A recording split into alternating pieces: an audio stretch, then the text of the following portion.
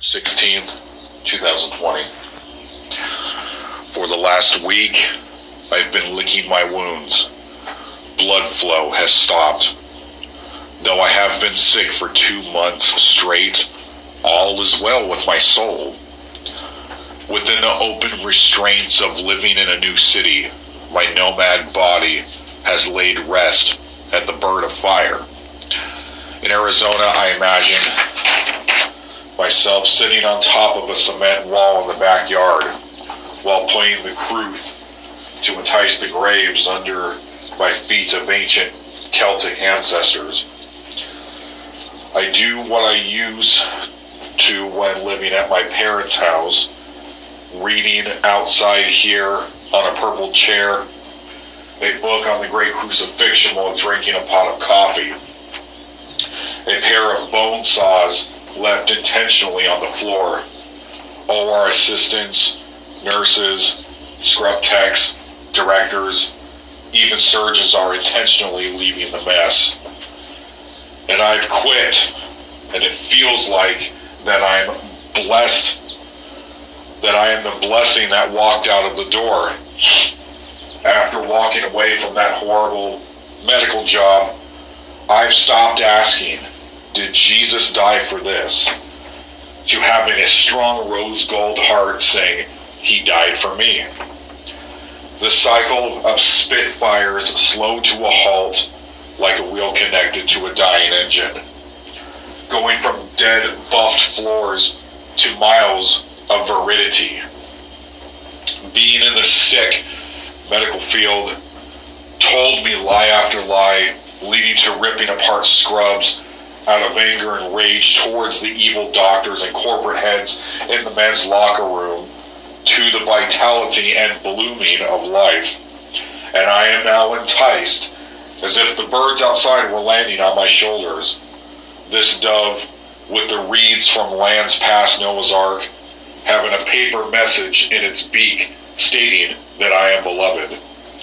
And my tears and petitions and prayers made a way to open this door.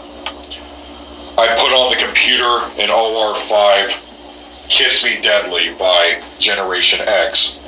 Then, without logging out, whom the managers are very weighty about, shut off the lights, and then I let the song play on my last day. The air after the move has been purified. The cat is laying down in the sun.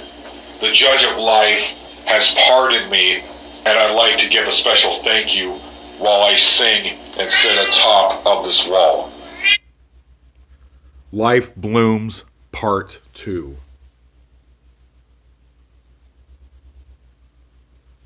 End of poem.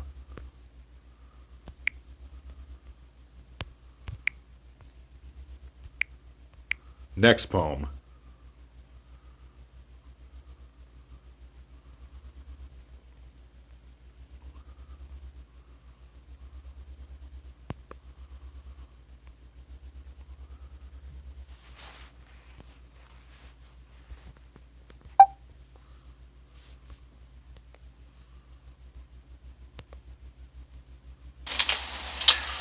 Walking along paths with bits of sulfur on both sides, I watch with careful eyes.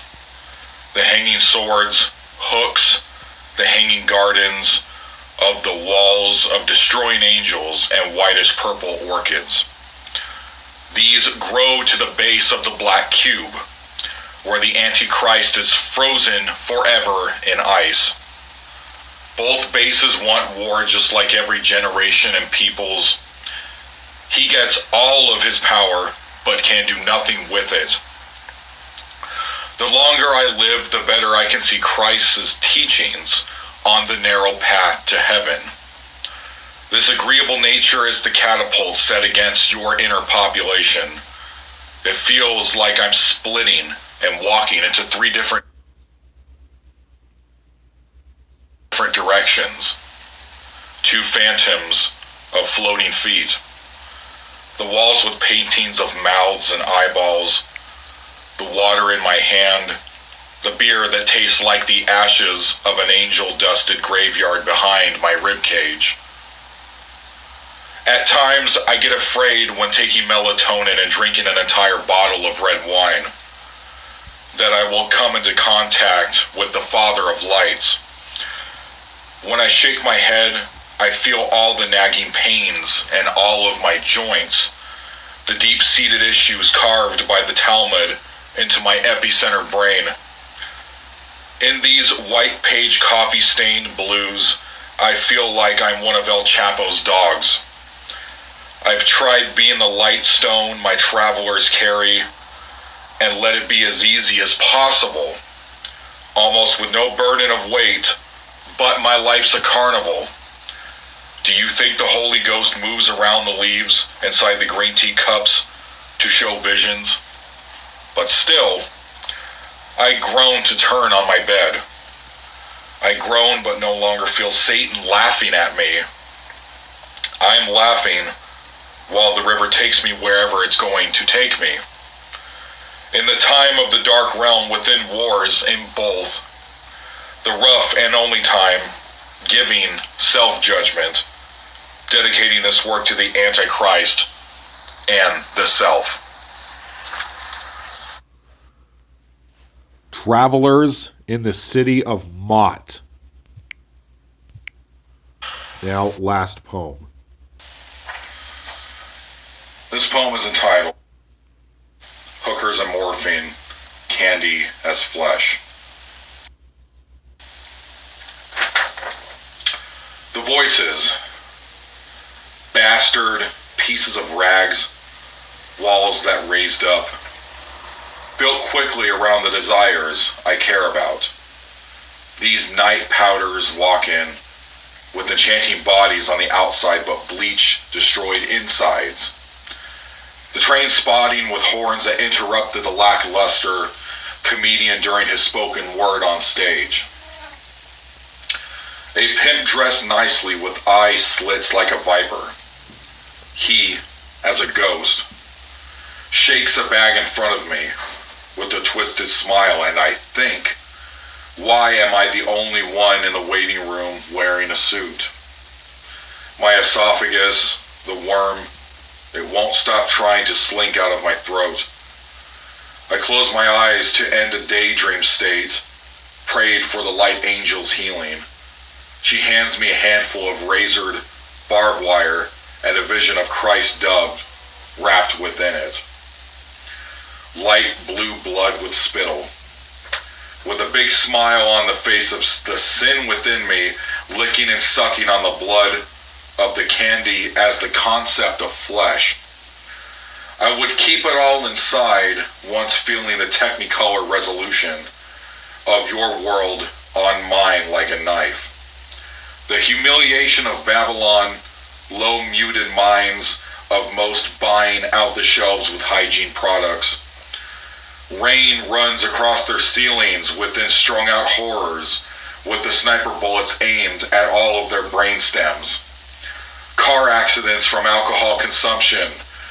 My friend Sean plays Dr. Mario to lift the drain lid on all he witnessed in broken, destroyed vehicles. Do they make the association to be free?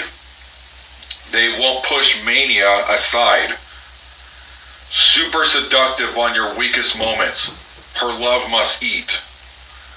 Pushing that mania aside, old mortals left the cold leaves of the fall.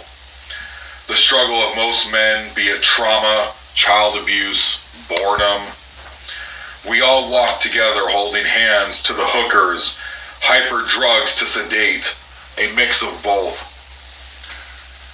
We put on the long dark cherry red heels, then walk down the stairway of the tomb. They dance together like serpents, revealing coal mine darkness. I sit in the kitchen and smell the twilight, putting on sunglasses and laid back in a vaporwave painting on my off days, knowingly basking in Satan's knell.